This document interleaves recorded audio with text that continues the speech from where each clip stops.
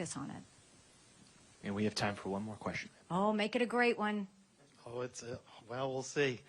Thank you for jumping in. You're very much a breath of fresh air. Thank you. My question is about division, and I wrote it down so I wouldn't hose it up. Okay.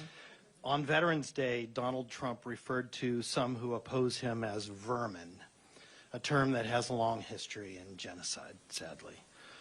Republican National Committee Chair Ronna McDaniel was asked, "Are you comfortable with this language coming from the party's leading candidate?" And she very specifically declined to comment. What are your feelings about that kind of language coming from the Republican Party? Look, I will tell you what I told President Trump. First of all, I had a good working relationship with him. We actually worked very well together. The reason I was able to get out of there without a tweet was because I told him the truth. When he would want to do something that I thought was good, I fought, I rallied, I wanted America to look strong.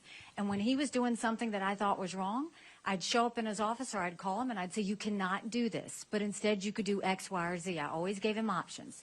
And he would say, "Well, how do you see that playing out?" And he knows I saved him on some things. And when I decided to run, I called him for two reasons. One, it was the right thing to do. He gave me the job. And two, I wanted him to know I was in it to win it and that we could not continue down this road of chaos and baggage. And one of the things I would always tell him is, you can be your own worst enemy. He'll tell you I used to say that to him. The reality is, I don't agree with that statement. Great. Ms. Haley does not agree with some of his statements. Her electors should certainly be glad to hear that she is not as hateful and twisted as Trump. However, I would like to remind you that hate speech is a criminal offense in most of the democratic countries. Any more than I agree when he said Hezbollah was smart. Ms. Haley does not think that Hezbollah boys are smart? Where does her disagreement come from? Or any more that I agree when he hit Netanyahu when his country was on its knees after all that brutality. Trump's quote-unquote critique was decidedly friendly, considering that Egypt had warned the Israeli government about the incoming attack, and that information was publicly available before his public reaction to the 7th of October. It's the chaos of it all, right? And so I think he means well. So Trump meant well when he promised political repressions for his opponents and their supporters, or when he repeatedly praised leaders of Russia, China and North Korea?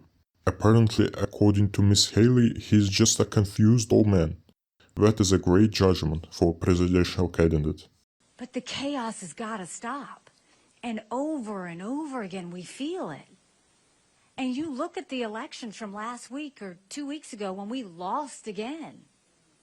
That's chaos. You don't fix Democrat chaos with Republican chaos. We got to get smart.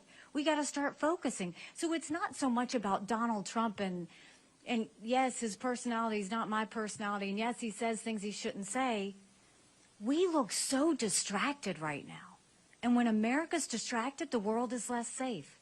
When you cannot defend someone or something using facts and logic, you resort to buzzwords and other populist tricks. And look at what happened when Israel was distracted.